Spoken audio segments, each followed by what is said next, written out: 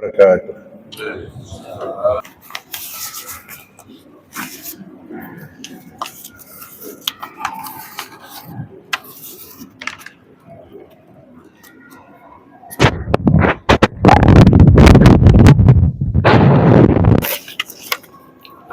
Alhamdulillahilladzi anzala as-sakinata fi qulubil mu'minin liyazdadu imanan ma'a imanihim. Asyhadu an la ilaha illallah wahdahu la syarika lah wa asyhadu anna Muhammadan abduhu wa rasuluh. Allahumma shalli ala Muhammad wa ala alihi wa sahbihi ajma'in. Ya ayuhan nas ittaqullaha haqqa tuqatih wa la tamutunna illa wa antum muslimun. Qala Allah subhanahu wa ta'ala fi kitabihil karim, a'udzu billahi minasyaitonir rajim. Ya bani Adam, qad anzalna 'alaikum libasan yuwari sawatikum warisa wa libasut taqwa dzalika khair, dzalika min ayatillahi la'allahum yazakkarun. Shadaqallahul azim. Hadirin sidang jamaah Jumat yang berbahagia, kita bersyukur kepada Allah Subhanahu wa taala. Allah berikan kesempatan kepada kita, kelapangan hadir di masjid yang kita cintai ini dalam rangka menunjukkan keimanan dan ketakwaan kita. Salawat dan salam adalah sama-sama tersanjungkan kehadiran besar Muhammad sallallahu alaihi wasallam. Moga kita bersama beliau baik di dunia maupun di akhirat. Di dunia kita bersama beliau, kita mengetatkan ajarannya tetap bersama kita, dan mudah-mudahan dampaknya di dunia maupun di akhirat. Hadirin yang berbahagia, surat yang kami bacakan tadi terdapat dalam ayat 26 surat Al-A'raf. Wahai anak cucu Adam, sungguh kami telah menurunkan kepadamu pakaian untuk menutupi auratmu dan menghiasi dirimu.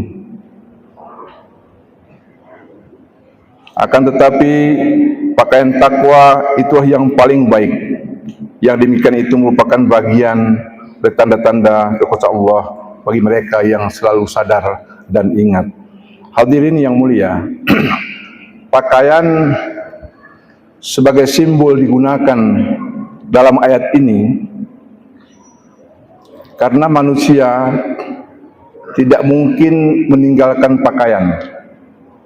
Sampai ke alam kubur kita masih memakai pakaian.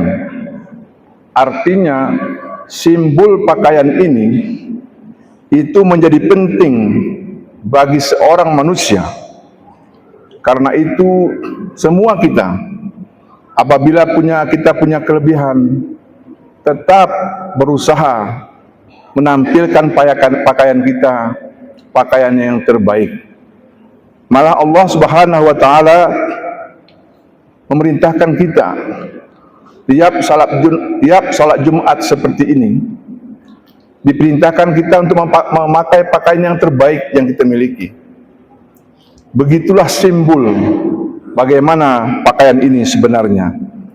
Karena itu pada khutbah kali ini hadirin sidang jemaah yang berbahagia, karena kita beriringan harinya dengan hari raya Idul Adha, di mana kita bersama telah menyelesaikan penyembelihan kurban bagi yang sudah, tetapi masih ada waktu bagi yang belum. Karena itu apa simbol kemarin pada raya Idul Adha, yaitu penyembelihan kurban. Kita telah menyadari bersama bahwa berkurban adalah salah satu bagian bagaimana kita mencapai ketakwaan.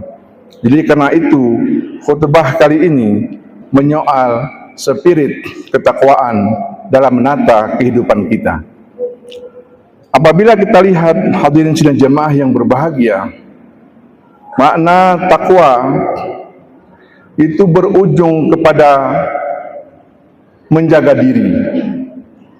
Karena dikatakan oleh salah satu hadis, berarti ketakwaan kita yang bisa mengganggu kita adalah setan. Apabila setan itu berada dalam diri kita, maka ketakwaan kita akan terganggu. Apa yang dikatakan hadis? Setan itu berada di badan kita, di tubuh kita, ibarat darah. Darah ada di dalam tubuh kita, maka itulah setan itu pun juga berada dalam tubuh kita. Apa maksudnya hadirin sidang jemaah yang berbahagia? Artinya, demikian adanya darah dalam tubuh kita, berarti setan itu pun ada dalam tubuh kita. Maka mengalahkan setan ini, itu harus dengan takwa. Kita puasa 1 bulan penuh, katanya setan iblis terbelenggu, tidak bisa dia ganggu kita, karena kita berpuasa. Aliran itu berhenti di situ, tidak bisa apa-apa itu setan. Kemarin kita menyembelih kurban bagi yang sudah. Begitu ego kita akan kebanggaan diri kita. Di saat mana mereka seperti itu, tidak bisa diapapun dengan kita. Karena apa? Karena bagi setan, yang penting bagi dia, bagi kita tidak penting. Harta penting bagi setan, kekuasaan penting bagi setan, kegantengan, kecantikan kita penting bagi setan. Tetapi kita meletakkannya tidak penting. Kalah dia. Seakan-akan kita tidak mau bersedekah, kita berkorban, hancur setan. Kita dengan kekuasaan kita biasa-biasa saja, hancur setan. Inilah makna wiqayah. Jadi dalam takwa, kata-kata takwa disebut dengan wiqayah. Bagaimana kita menjaga diri, bagaimana kita menata diri. Hadirin sidang jemaah yang berbahagia.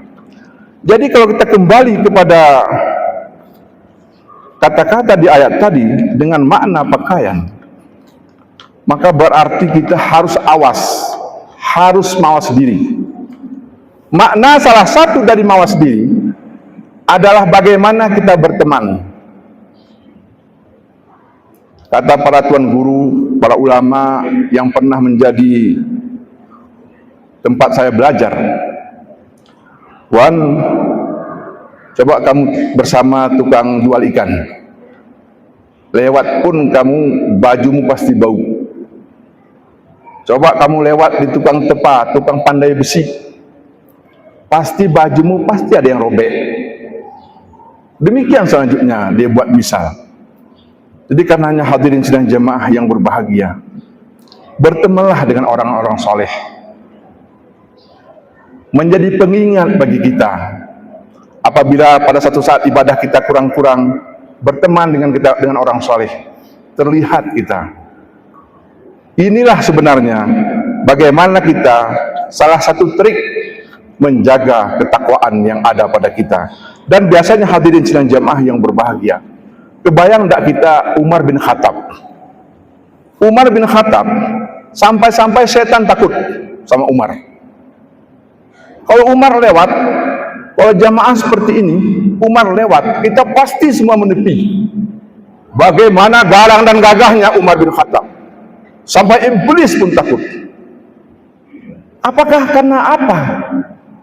Tentu hadirin sidang jamaah yang berbahagia, mudah-mudahan ini belum pernah saya sampaikan. Kalau pernah saya sampaikan itu sebagai pengulangan. Sewaktu Nabi keluar malam-malam, itu Abu Bakar tidak bersuara ibadah malamnya. Umar sebagaimana karakternya, ibadah malam itu keras dan didengar sama tetangga.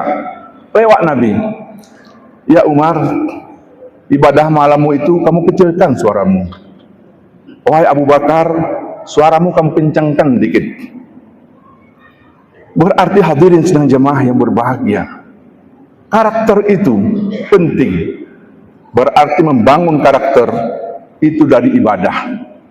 Jadi karakter ketakwaan, nilai-nilai ketakwaan itu kita dapat apabila ibadah itu bersama kita. Sering saya sampaikan, hadirin sidang jemaah yang berbahagia, dan saya itu sangat terkesan dalam kehidupan saya. Saya sampaikan apa hadirin sidang jemaah yang berbahagia?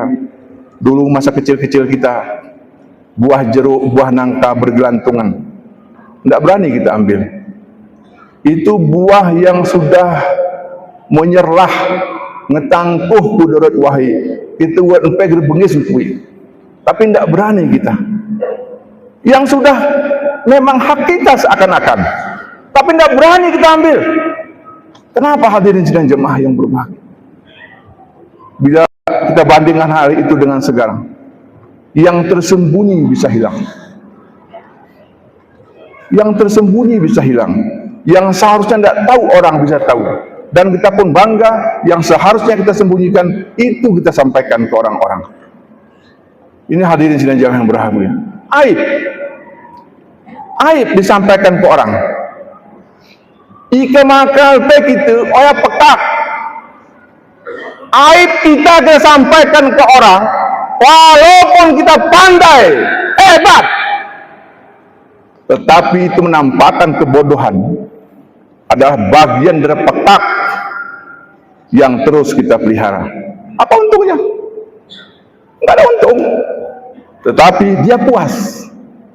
Berarti hadirin sidang jemaah yang berbahagia, berarti dia secara psikologis itu bermasalah. Di orang-orang yang suka menebar aib, itu biasanya dirinya bermasalah. Karena itu hadirin sidang jemaah yang berbahagia, kembali ke kata wikayah tadi. Wikayah menjaga diri, menjaga ketakwaan kita, itu sudah jauh. Berarti yang dominan dalam badannya, yang dominan mengalir dalam dirinya sebagaimana darah tadi, itu sudah syaitan. Kalau sudah seperti ini posisi, maka perlu diingatkan apabila ada kawan-kawan kita yang mengganggu suasana kehidupan kita, yang akan insya Allah menuju pada ketakwaan, tiba-tiba menuju pada apa yang dikehendaki oleh syaitan. Ini yang pertama. Yang kedua, hadirin sidang jemaah yang berbahagia, jamaah haji kita saat ini sedang berada di Mekah.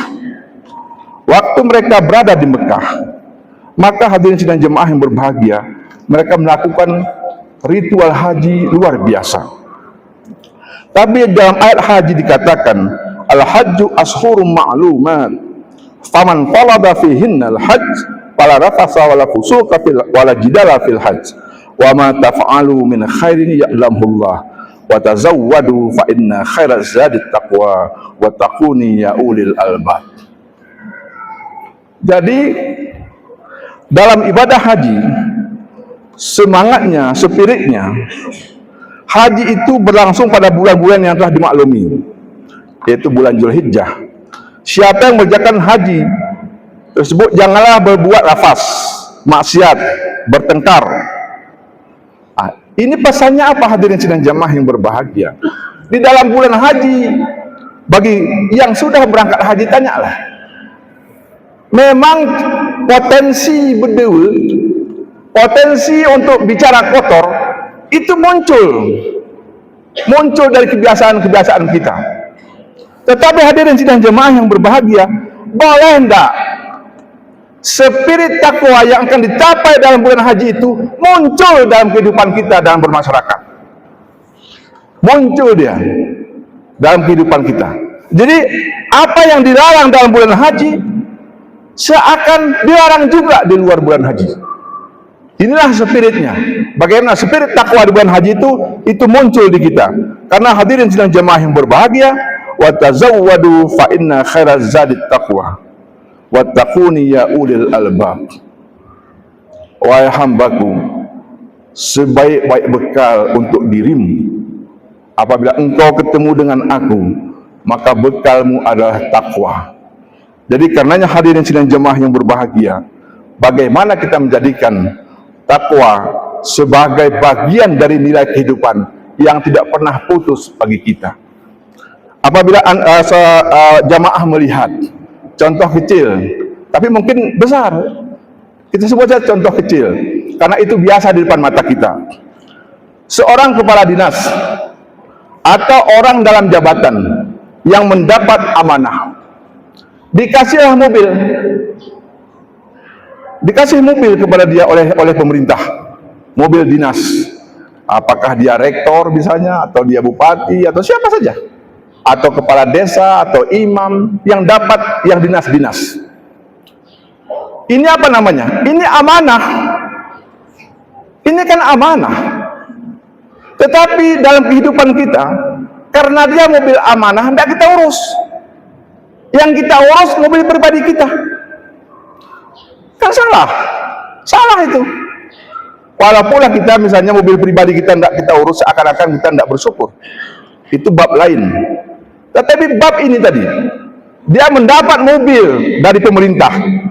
Mendapat mobil kenapa? Karena amanah jabatan. Tetapi mobil tadi, dia lebih suka mengamankan mobil pribadinya dalam garasi, ikan mau pakai obat nyamuk atau katin tinggal lemis. Tetapi mobil dinas ditaruh di panas matahari, berhujan-hujan, berpanas-panas, dan kadang-kadang memang tidak terurus. Hadirin sidang jamaah yang berbahagia, kalau ini ada di kita, contoh ini ada di kita, itu bukan bagian dari ketakwaan. Kenapa? Karena kita tidak amanah.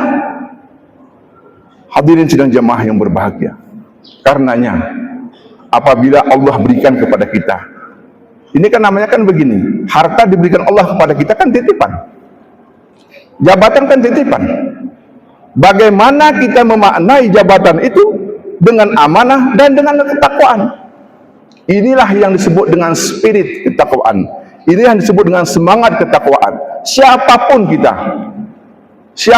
kita, apapun posisi kita, maka jiwa ketakwaan itu harus ada pada kita, sehingga insya Allah dunia kita ini, tata sosial kita akan menjadi aman.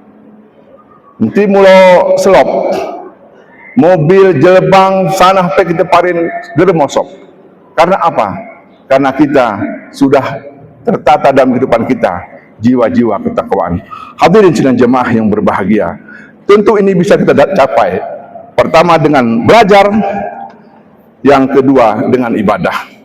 Kalau dua ini bisa kita capai, insya Allah lingkungan kita akan lebih baik dan ketakwaan itu dia akan jauh dari kita. Mudah-mudahan khutbah ini bermanfaat bagi kita sekalian. Barakallahu li wa lakum fil Qur'anil azim wa nafa'ani wa iyyakum bima fihi minal ayati wa zikril hakim wa taqabbala minni wa minkum tilawatahu innahu huwas sami'ul alim.